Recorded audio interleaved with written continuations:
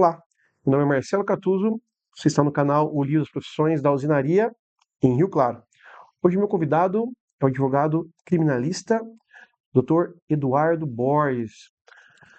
Senhor Eduardo, por favor, como é que o senhor iniciou na carreira profissional? Conta pra gente, como que foi o início de tudo na sua vida? Boa tarde, boa tarde, Marcelo. Agradeço o convite, primeiramente. Sabe, a questão hoje, assim, às vezes as pessoas pensam que a minha primeira carreira foi como advogado, né? E não, né? Isso vem ao longo do tempo mudando desde garoto, e eu desenvolvi essa vontade pelo direito quando estava cursando curso de soldado em Campinas, lá em 1986, né? E dentre as disciplinas, obviamente, há o direito, né? E foi isso que me despertou. Mas, assim, as minhas paixões, elas foram por etapas, né? Então, após aposentar, que eu já havia concluído o curso de direito, aí sim eu parti para a advocacia. Mas, obviamente, tudo isso foi construído lá, né, desde a infância, a adolescência, né? Nunca naquele momento eu poderia pensar que eu seria advogado, né? Uhum. As circunstâncias da época não me permitiam pensar dessa forma, né? Então, teve-se um caminho muito longo para chegar até onde eu estou. Foram quanto tempo de carreira na polícia? 27 anos, 27 anos. E como advogado hoje? 10 anos. 10 anos. E o senhor falou que, olha que interessante, né? Porque lá em 86 eu tinha 3 anos de idade, né? E o senhor já tinha que estudar direito dentro da profissão do policial, Exato. né? E é claro que ao longo da sua carreira como policial, um conteúdo maior sobre direito, sobre a vivência do direito, de fato, né, teve que ser aprendido. Sim. E pensando nesse sentido, foi fácil para o senhor, depois de aposentar, fazer essa nova carreira, entrar numa nova carreira, executar, ir atrás de um sonho maior? Particularmente, sim. Foi fácil porque, durante o curso na faculdade, Uhum. eu me identifiquei muito mais com a condição de operador do Do direito, direito. né? E já no início da faculdade, eu já tracei a meta que eu seria advogado. Uhum. Nunca pensei em mudar de concurso público, de cargo público, prestar outro concurso. Desde o início da faculdade, né, que a gente vai tomando contato com tudo que é do direito, eu almejei ser advogado, né? Então, assim, quando eu terminei a faculdade, eu estava num ponto da carreira policial Uhum. que eu também não poderia abandonar, Sim. né? E também era algo que na adolescência eu busquei, né? Entendi. Foi muito difícil, é, concurso, fazer curso, mas era algo que eu não ia abandonar. Então, eu vejo que isso foram ciclos, né? Uhum. Eu só não encerrei precocemente um ciclo, eu esperei ele se encerrar e iniciar outro, né? Mas antes disso, lá no começo, eu fui torneiro mecânico também, né? Então, o que uma coisa tem a ver com a outra? Não tem torneiro mecânico a ver com um ser policial ou ser advogado. Sim. Mas era um momento da adolescência que eu precisava me profissionalizar, Uhum. né? Para poder ter uma profissão, um salário um Um pouco mais ofício, digno, né? né? Um Sim. ofício porque senão não conseguiria almejar outras coisas, né? Foi um início, né? No Essa questão início. do torneiro. Interessante. O senhor está com quantos anos hoje? 58. 58. E, e essa narrativa dessa sua história, que é muito, muito interessante, porque o senhor se aposenta, e aí existe hoje, talvez hoje nem tanto, né? Mas essa cultura que depois que aposentou, eu vou descansar, né? E na realidade o senhor veio trabalhando ao longo da carreira, antes mesmo de acabar uma, já começou a estudar, se preparar Uhum. para um novo ciclo, né? Sim.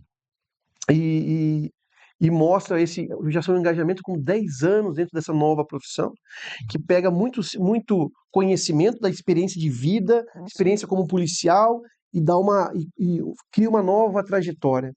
Eu acho que isso, é, por que para mim é interessante isso? Porque o canal aqui do Livro das Profissões, eu sempre imagino que tem uma geração mais jovem que precisa ouvir um pouco da realidade, né?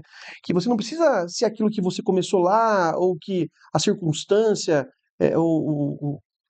lhe entregou. Você pode criar outros horizontes para Com você. certeza. Só que não muda o fato de que a vida profissional ela é trabalhosa. Eu acredito que na carreira policial do senhor teve tantos desafios, tantos quantos tem na do direito, Sim. né? E são experiências diferentes, mas que fazem parte da vida profissional. Pensando nisso, quais foram os grandes desafios que o senhor enfrentou na sua carreira? Bom, eu vejo dessa forma que você me falou, não só a vida profissional, a vida pessoal ela é feita de transformações, né? Perfeito. Alguma convicção que eu tinha aos 18 anos, ela se transmudou. Eh, Até às vezes, assim, no aspecto político, nós temos que estar preparados para transformações, né? Uhum, Então, na vida profissional, eu nunca tive isso com uma ciência exata. Eu vou trabalhar, percorrer a minha carreira, eu vou me aposentar e encerrei meu ciclo, né? uhum, Nunca foi essa a ideia, né? sim, Então, para eu buscar a faculdade, sim, embora fosse um objetivo, né, é muito dificultoso, né, por várias questões, entre elas a financeira, né. Eh, Chega um ponto da vida que você tem compromissos financeiros que uma faculdade não está incluso por algumas limitações, claro, né. claro. E mas eu nunca me deixei abater, né. Eu sou da primeira turma de direito da Faculdade Claretiana aqui de Rio Claro. Então nós tínhamos aqui na região somente faculdade de direito. Isso era mais um empecilho, né? Entendi. Era um gasto maior com transporte.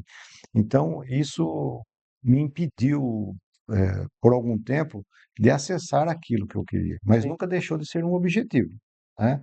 Nunca deixou de ser uma meta. Então, tão logo o Rio Claro teve a sua faculdade de Direito, que agora nós estamos fazendo 20 Gente. anos de formado, né? Estamos reunindo o pessoal para uma festa até o final do ano. Então, tão logo foi possível eu equalizar essas dificuldades, eu parti para o meu sonho, né? E nesse sentido, o senhor traz mais um bojo maior para o significado desse canal, porque dentro dessa nossa expectativa de sonhar, né, alguma coisa a realizar, né, então o trabalho está muito direcionado a isso, uma profissão, e por mais que o senhor olhasse para os desafios, houve um planejamento, uma busca, uma intenção de de fazer esse trânsito para essa nova área, essa nova profissão. E quando eu falo de nova área, eu não estou dizendo nem que uma é boa, nem que uma é ruim. Não, Não, sim, são condições de profissões diferentes. Cada certo. um pode fazer a sua escolha, como pode ser torneiro durante 30 anos, está tudo certo, ninguém está falando sobre isso, mas sobre como a gente pode fazer novas escolhas. Sim, Né? Eu acho que hoje, esse tempo, né, essa contemporaneidade, ele permite que a gente se renove, né? Se a gente inove na busca dos nossos próprios ideais. É um pensamento. O senhor pensa dessa forma também? sim. Eh, Alguém já disse, né, que nós somos do tamanho dos nossos sonhos. Verdade. E eu vi recentemente um médico, já próximo aos 80 anos, algo parecido, que foi médico porque o pai era médico ou o pai queria que ele fosse médico. Sim, Mas ele sempre quis fazer direito, sempre quis ser advogado. E ingressou na faculdade de direito aos 80 anos, algo assim, né? Então não é tarde, não é né? tarde. Eh, Ele abdicou muito tempo do seu objetivo, do que Uhum, gostava, mas demonstrou que nunca é tarde, né? Então essa busca, ela primeiro tem que partir de nós, né? Eh, Também nunca pensei que alguém poderia sonhar por mim, uhum, né? O sonho, o objetivo é seu, né? sim, Infelizmente, pode ter algum sonho que eu não consiga uhum, atingir, mas eu me considero privilegiado por estar conseguindo ter retorno daquilo que eu escolhi Escolhi ser advogado. Quando eu escolhi ser torneiro mecânico, lá no Senai, em 1980, né? Eu já tinha passado por muitas dificuldades. O Senai me deu um novo horizonte na época. Eu gostava muito de ser torneiro mecânico, né? Mas eu tinha uma meta que era ser policial. E ela surgiu logo em seguida. E depois, como eu te disse, né, uma coisa foi puxando a outra, me descobri no direito. Então, ninguém vai sonhar por você, né? É uma Importante. busca, ela não pode ser cansável, ela tem que ser incansável. É uma busca viva, né? E, se você me perguntar assim, em quem você se espelhou para ser torneiro mecânico? Tem alguém da família? Não, ninguém. E policial? Não, eu fui o primeiro da família. E, e para faculdade de Direito, para advocacia? Não, eu não tinha esse norte dentro da família, não Uhum, tinha nenhum familiar nessa condição, né? Então, eh, tem que partir da minha pessoa uhum, buscar algo, né? Eh, Eu acho que qualquer pessoa pode buscar, todas as profissões são importantes, uhum. desde a mais humilde, a mais elitizada. O importante é que naquele momento que você está fazendo a mais humilde, você faça bem feito, né? O pessoal fala, o catador de reciclável. Então, seja o melhor catador de reciclável, Uhum. né? Aprimore a forma de coleta, aprimore a forma de armazenar, né? Depois você vai ser o quê? Um empresário do ramo de reciclagem, Reciclagem. né? Então, tudo que você vai fazer, por excelência. Talvez essa excelência nunca seja atingida em sua totalidade, Uhum. mas dentro daquilo que você se dispõe a fazer, tem que ser feito o melhor. Perfeito. E interessante isso que o senhor fala, porque essa questão que, independente desse essa cenário profissional que o senhor galgou, né? eh, eu não vou nem considerar uma questão de escalada, vou considerar uma questão de sonhos de momento. Sim, Né? Então, eu gostaria de fazer isso, para entrar no Senado tem que fazer uma prova, sim, tem que ter o esforço de passar na prova, tem que ser um bom aluno, não é qualquer um, sim, né? E aí esse sonho foi executado, foi profissionalizado, tinha o dinheiro, né, trabalhava. Aí eu quero ter um novo sonho, policial. E o sonho foi atingido, passou no concurso, também é concurso, também foi concurso público, aí faz a aos escola, 19 anos. 19 anos. E então, e os sonhos, quando a gente vai vencendo, eles vão se renovando Você para renovando. outros sonhos. Sim, Né? Isso faz parte da essência de ser humano, eu acho, né? Não é só uma questão profissional. porque a acomodação, né, faz com que você perca o foco, perca os seus objetivos, né? É como, talvez hoje, pelo menos na seara jurídica, o cargo mais buscado seja magistrado, juiz, né? Mas a partir do momento que você é empossado, juiz, não acabou, Está está começando. começando, né? Então quem está fora pensa assim, eu preciso passar no concurso de juiz, aí eu Fique estou feito, tranquilo. estou Uhum, tranquilo. uhum, Não, você está iniciando. Porque dentro da carreira de juiz, uhum. também você pode chegar a desembargador, juiz de primeira instância. Então, então não acabou, está Uhum. só Tá começando, só né? começando. É um novo ciclo que se está recomeçando na sua vida.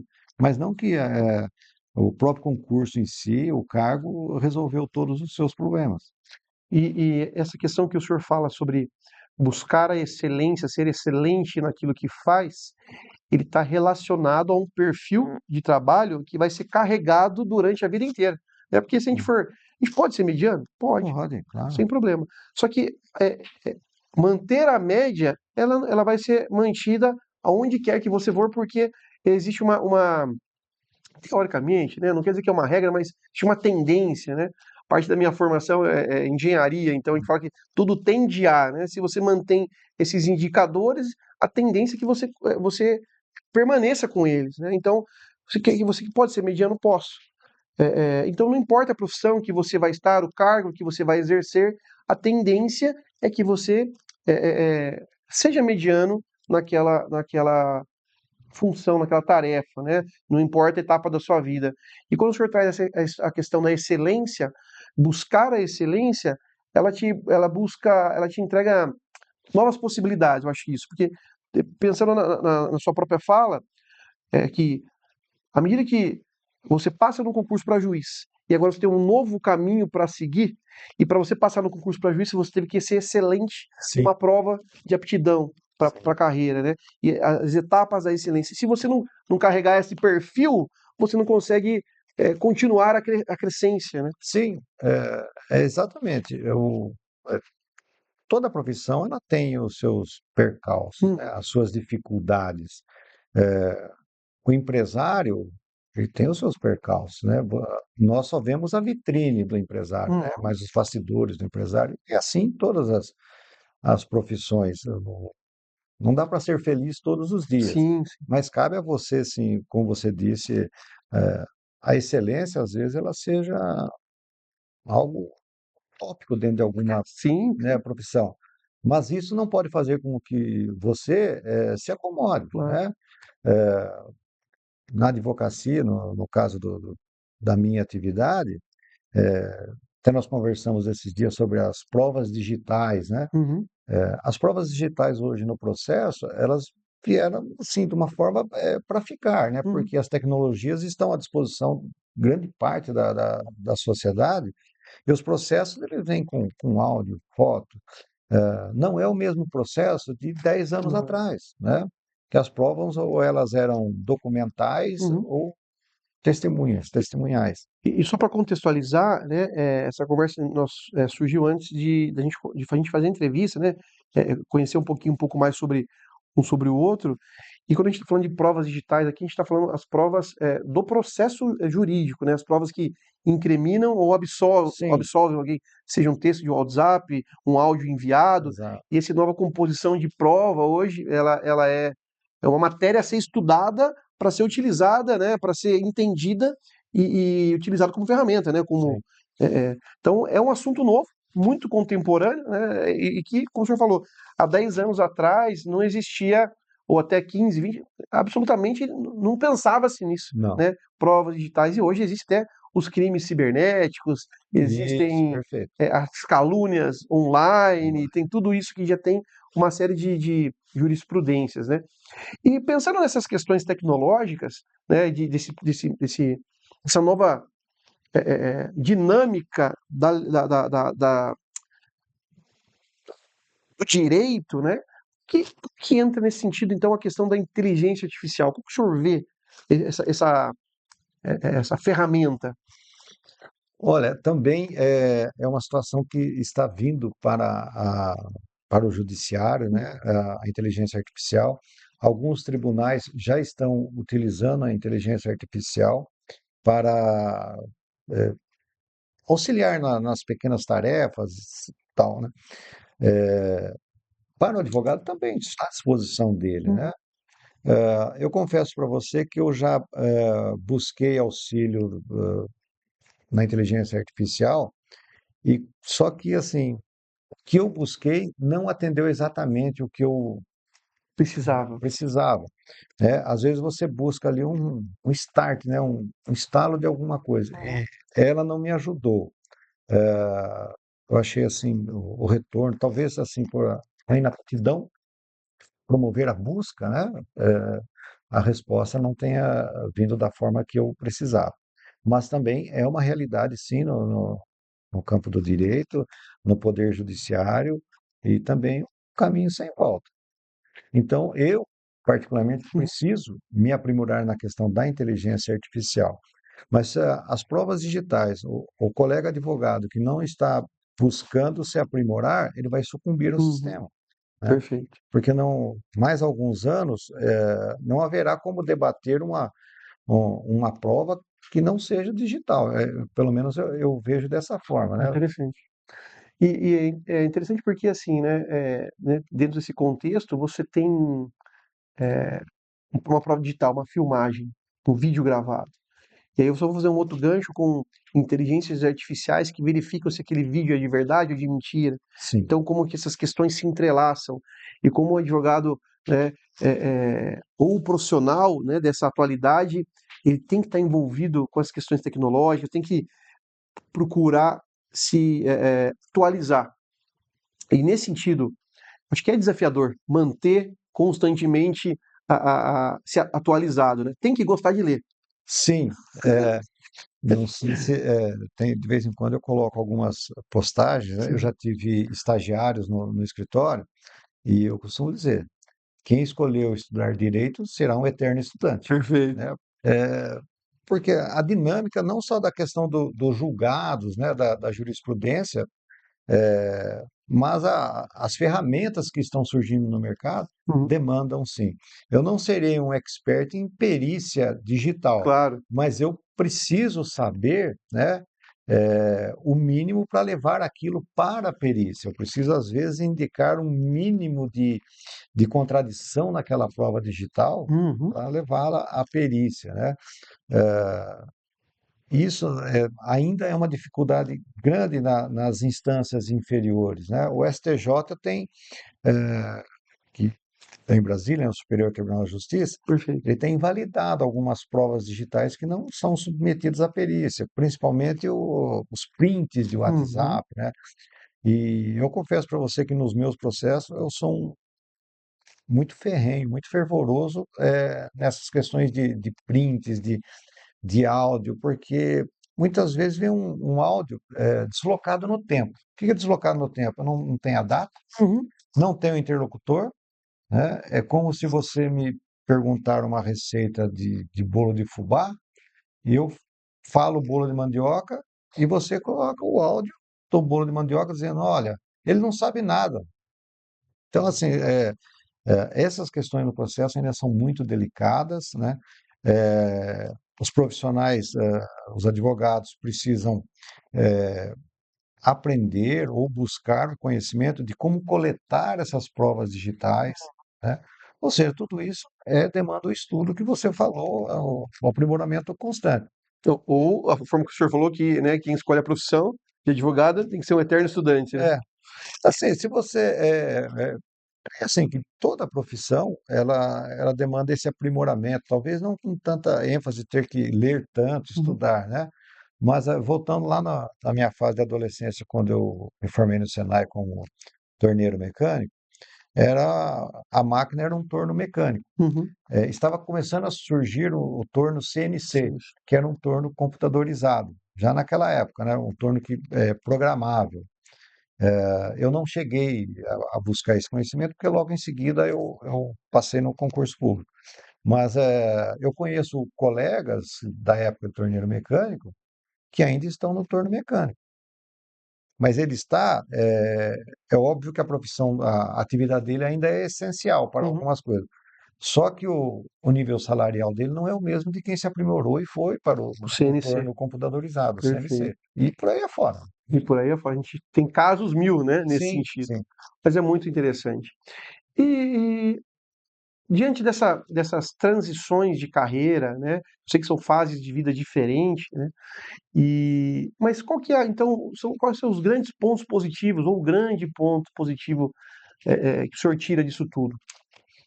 Não, primeiro ponto positivo é a satisfação pessoal, né? De alcançar algo que na minha adolescência, na minha infância, era inimaginável. Tá? Não, nunca pensei assim que seria advogado. Isso surgiu com algo no futuro.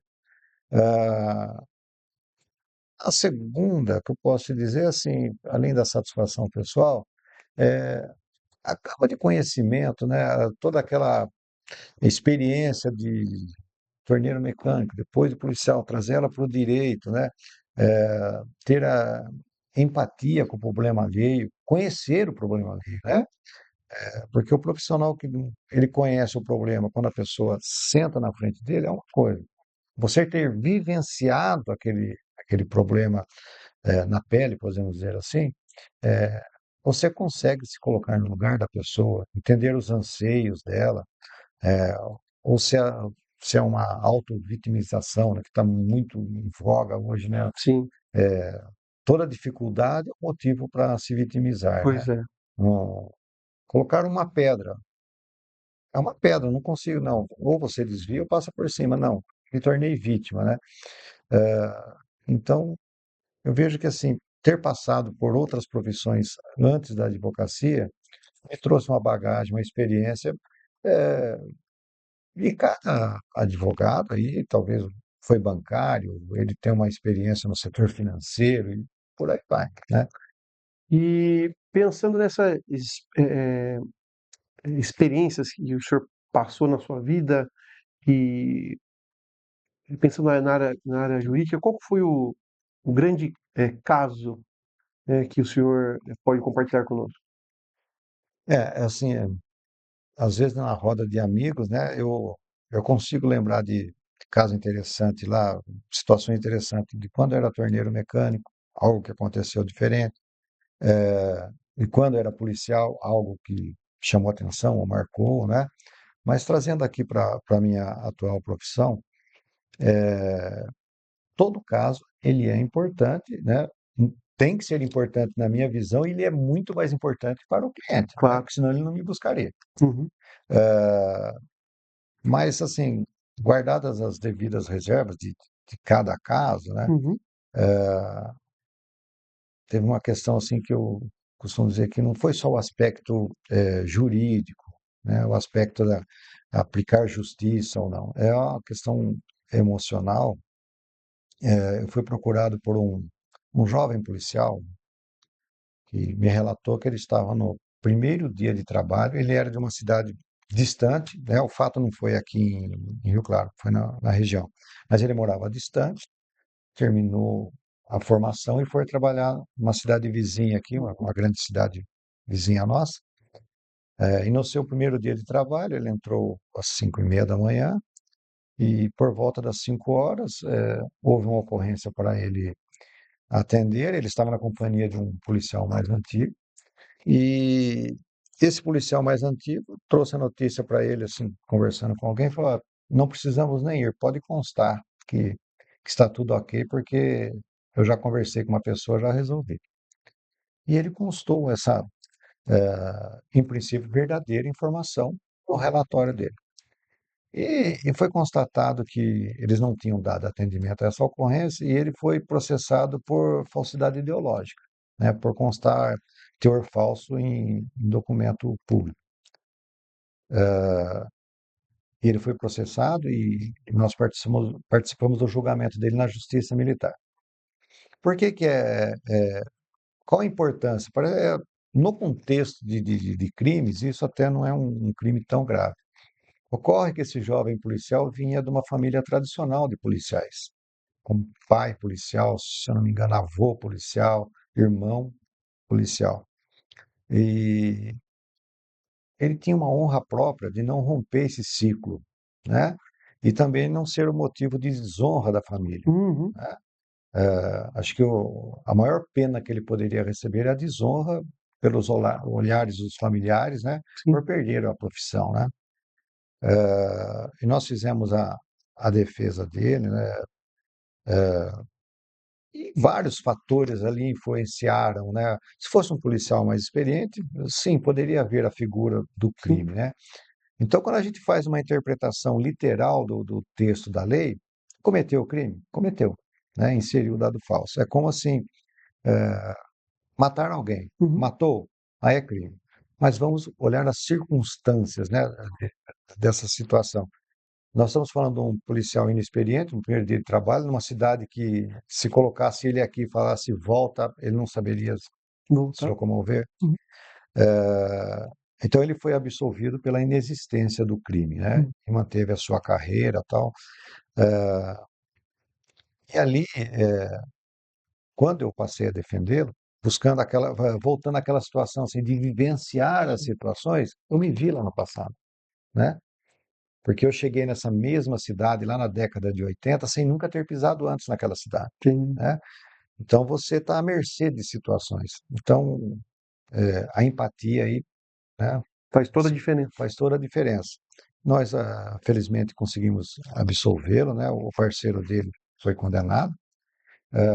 Então, isso, além de satisfação pessoal, tem toda uma questão emocional e de manter a tradição daquela família de policiais. Hoje ele, se não me falha a memória, já é sargento na polícia e tal. Tem toda questão de princípios e valores, né? Sim, sim. Perfeito. Doutor Eduardo, foi uma satisfação conversar com o senhor. Sempre aprendi bastante hoje, né? Puxa vida, eu fico feliz de transmitir algo positivo. Tenho certeza de quem assistir esse quadro hoje vai aprender também. E gostaria de pedir para o senhor que deixasse uma dica, né, uma palavra de sabedoria aí para essa nova geração de profissionais que estão chegando no mercado de trabalho. Qual que seria essa grande dica para essas pessoas? Tá. Ah, Marcelo, não há uma receita exata para isso, né? São diversas situações que cada pessoa tem que manejar ao longo da sua vida buscando algo, né? Talvez eu não tenha falado aqui, mas eu vim de uma família muito humilde que lá na minha infância, na minha adolescência, passamos por muitas privações, né? Falei para o Marcelo aqui esses dias, aos 12 anos eu estava numa carvoaria, trabalhando, 13 anos, servente de pedreiro, e tal, e o que me deu a luz para sair dessa situação foi o Senai, ou seja, o aprendizado, o conhecimento, tá? Então, eu acho que a cada aprendizado, a cada curso que você faz, você abre o seu horizonte, né? Procura olhar para o seu horizonte com a cabeça erguida, realmente para ver mais longe, né? Porque as oportunidades virão. Então, assim, eu também parei de estudar, Marcelo, na oitava série. Oitava série? Na oitava série para poder trabalhar, Uhum. né? E fazer o curso do Senai. Então, eu tive que abdicar de algo em determinado momento para poder ter recurso financeiro. E depois fui fazer o segundo grau, não existe mais essa modalidade, que era um supletivo por eliminação de matéria, né? E depois a faculdade. Então, você vê que dificuldades existem, mais para um, menos para o outro, né? Então, essas dificuldades, elas vêm na sua vida para serem superadas, não para criar obstáculo propriamente dito. Então, comece pelo sonho possível, para que você possa atingir o sonho que pensam que é impossível, mas não é impossível para ninguém. Seu horizonte, né, é muito mais longe desse que você às vezes está enxergando nesse momento, tá? Seja o tamanho dos seus sonhos, você vai conseguir, há a possibilidade de conseguir. Então, não desista. Sensacional, né? Seja do tamanho do seu sonho. Fantástico. Mais uma vez, Eduardo, muito obrigado por Eu que ter. agradeço o convite. Foi muito prazeroso estar aqui com vocês. Maravilha. E para você que chegou até aqui, tchau, tchau. E para você que chegou até aqui, esse é o Livro das Profissões 2024. Este livro é uma compilação de mais de 3.000 profissões em 60 grandes áreas do conhecimento. Ele está disponível na versão capa dura, em papel cochê, com imagens ilustradas e coloridas. Ele é um excelente presente para sua mãe, para o seu pai, para aquele filho que está iniciando a carreira profissional ou para aquele amigo que quer mudar de carreira. Você pode adquirir no site da Amazon.com nas versões em inglês e em português. E também no link na descrição abaixo. Garanta já o seu.